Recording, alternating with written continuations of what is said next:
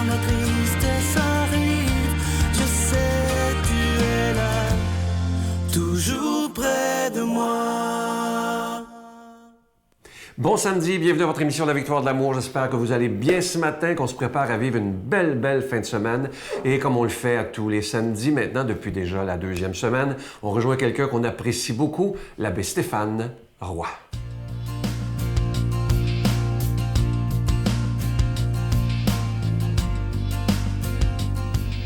Bonjour, bon samedi matin.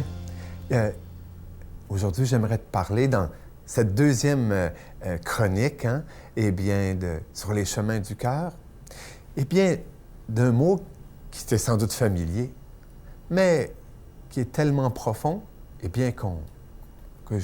ça mérite qu'on s'y arrête. Tu sais que dans le temps liturgique, dans le calendrier de l'Église à l'heure actuelle, on est dans une saison particulière qui s'appelle, le temps pascal. Hein? Parce que de fait, on est après Pâques et on va vers ça, vers l'Ascension, on va vers la Pentecôte, etc. Tu sais que Pâques, c'est la fête des fêtes pour un chrétien.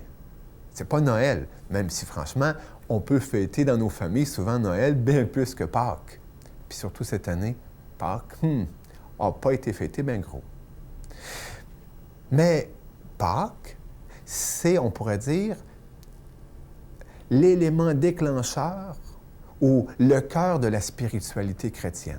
Si c'est la fête des fêtes, Pâques, c'est le cœur de la spiritualité chrétienne.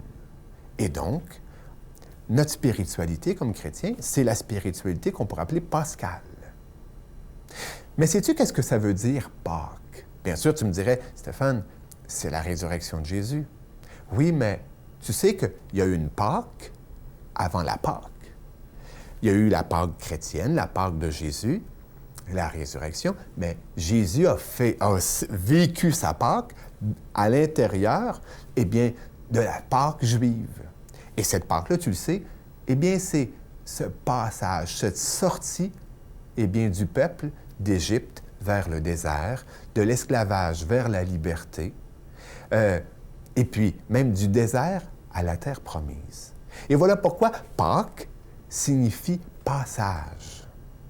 Bien évidemment, au tout début, ça signifiait le passage de Dieu la nuit où, les premiers fils, étaient décédés, mouraient dans les maisons. Dieu avait passé, l'ange du Seigneur avait passé, mais après ça a pris toute une amplitude avec justement ces différents passages, que Dieu a fait réaliser au peuple. Donc, avec Jésus, ce passage, c'est de la mort à la vie. Et tu me vois venir, hein?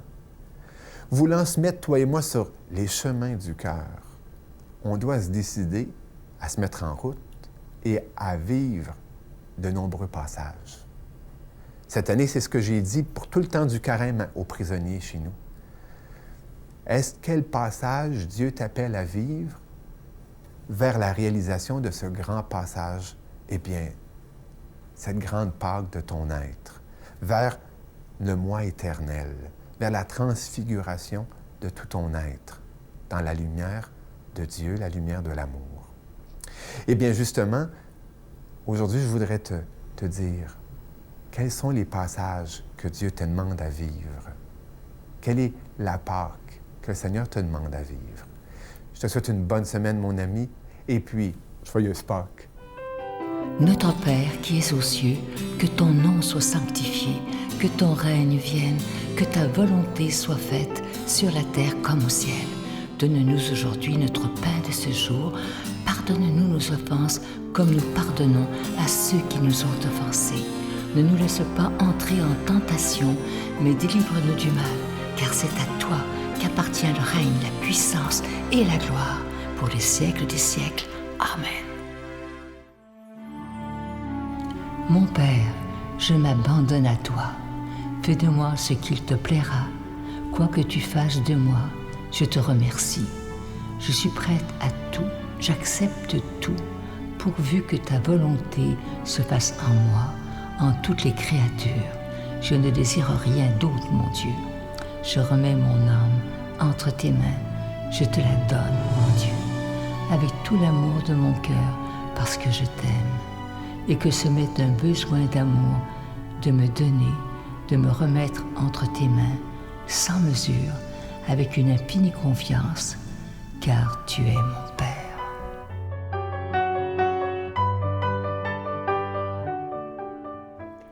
Comme vous le savez, le mois de mai, on dit toujours que c'est le mois le plus beau, le mois de Marie. C'est pourquoi on a choisi un très, très beau cadeau du mois. Il s'agit d'un chapelet qui est en cristal ambré. Il s'appelle le chapelet de Marie protectrice et il est déjà béni. Vous le recevrez avec un don de 25 $ et si vous en voulez deux, avec un don de 40 $. Je vous rappelle que vous recevrez également un reçu pour fin d'impôt. Il est vraiment d'une très, très grande qualité, ce chapelet. Alors, je vous donne l'adresse. La Victoire de l'Amour, case postale 120, succursale Boucherville à Boucherville, le J4B 5E6, je vous la redonne. La Victoire de l'Amour, case postale 120, succursale Boucherville à Boucherville, le J4B 5E6. Également par téléphone, par carte de crédit du lundi au vendredi de 8h30 à 16h30 dans le 514-523-4433, 523-4433 ou sans frais le 1-888-811-9291, 1-888-811-9291 et aussi sur notre site Internet, le www.lavictoiredelamour.org. Vous savez que pour ceux qui font leurs dons sur Internet, je veux tout de suite vous rassurer, c'est évidemment très rapide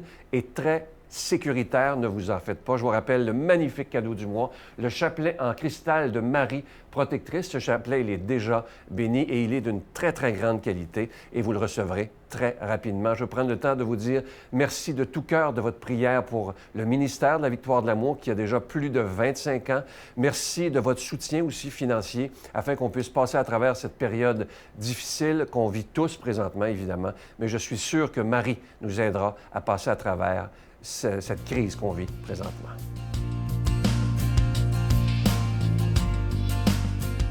Mon Dieu, donnez-moi la sérénité d'accepter les choses que je ne peux changer, le courage de changer les choses que je peux et la sagesse d'en connaître la différence. Amen. Aujourd'hui, la parole de Dieu est proclamée par quelqu'un qu'on apprécie beaucoup. Il est de Trois-Rivières. Il est pasteur, le révérend Joël Lapierre.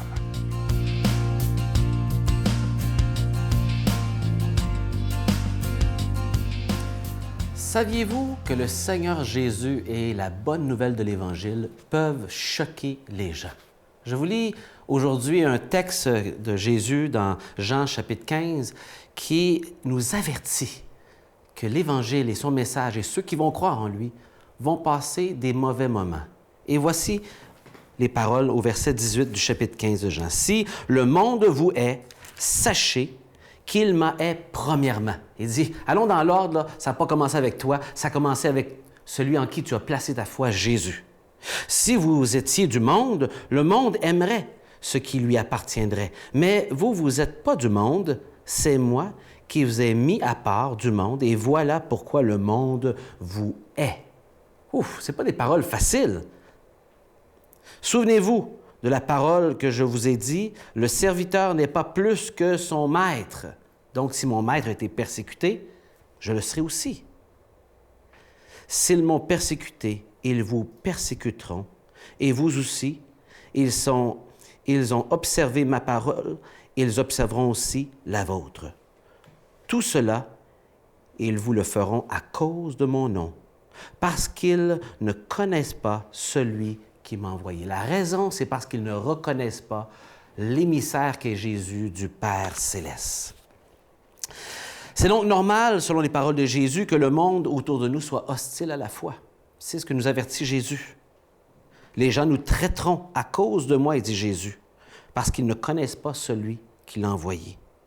Ce n'est donc pas surprenant que même dans ce beau pays qu'est le Canada, supposément libre et fondé sur les valeurs judéo-chrétiennes, nous soyons aujourd'hui traités parfois avec hostilité face à notre foi en Jésus et ses implications morales sur la société. Ce n'est pas nous, c'est le Christ qui est détesté et qui est rejeté dans ses paroles.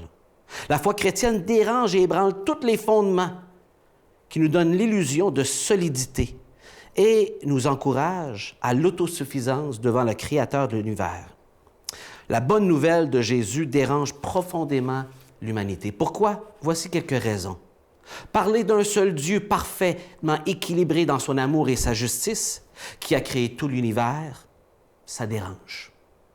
Parler de notre faiblesse humaine et notre besoin profond de Dieu, ça dérange. Les paroles de Jésus adressant les humains comme des pécheurs devant Dieu en besoin de pardon, ça dérange. On ne veut rien savoir de culpabilité ou de condamnation ou de jugement.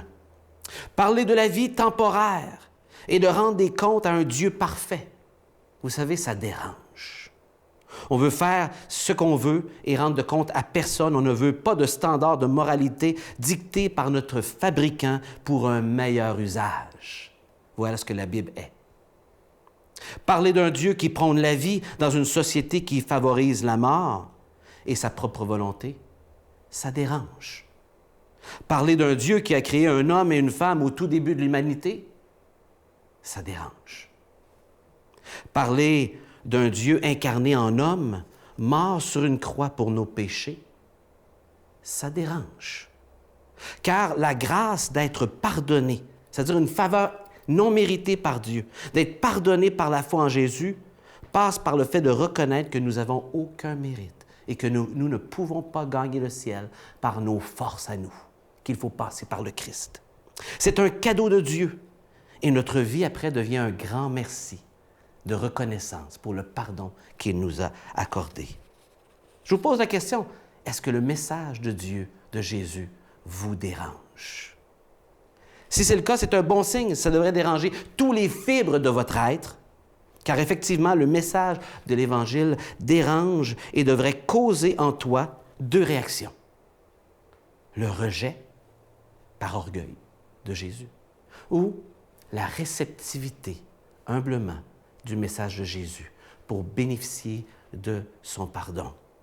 Soit l'hostilité, soit la foi, soit la vie, soit la mort. Jésus ne laisse pas indifférent et il n'y a pas de demi-mesure avec Jésus. Et les paroles de Jésus que je termine avec, dans Jean 14, 6, qui était dans le chapitre juste précédent, vont justement dans la non-demi-mesure. Il dit, « Je suis le chemin, la vérité et la vie. Nul ne peut venir au Père que par moi. Un seul chemin, une seule vérité, un seul moyen d'avoir la vie. » Crois-tu en cette parole exclusive de Jésus? Parce qu'elle est importante. Il dit que c'est le seul moyen d'avoir la vie et d'aller au Père. Est-ce que tu crois en Jésus ou est-ce que tu es encore dans un état où ce que l'Évangile t'irrite? Pourquoi l'Évangile t'irrite exactement? Je te laisse avec cette question, priant que Dieu t'éclaire, que Dieu allège ce poids qui est dans ton cœur, que seulement lui peut combler, dans le nom de Jésus. Amen. Je vous salue Marie, pleine de grâce. Le Seigneur est avec vous. Vous êtes bénie entre toutes les femmes, et Jésus, le fruit de vos entrailles, est béni. Sainte Marie, Mère de Dieu, priez pour nous pauvres pécheurs, maintenant et à l'heure de notre mort. Amen.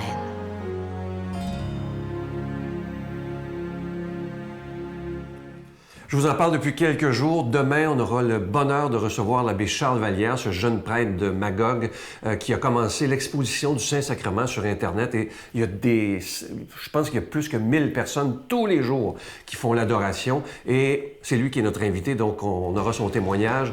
Il fera aussi l'homélie et nous aurons Jésus exposé, l'exposition du Saint-Sacrement pendant l'émission de demain. Moi, je vous demande un service aujourd'hui, parce qu'on fait partie d'une même famille. Aujourd'hui, prenez le temps de téléphoner à 5 personnes pour pas qu'il manque ça demain, parce que je sais que l'Eucharistie manque à beaucoup de gens. Donc, on peut dire que demain, à l'émission, Jésus fera partie des invités, parce que je crois, et vous aussi, que dans l'Eucharistie, Jésus est totalement présent. Alors, ce sera de beaux moments. Parlez-en autour de vous.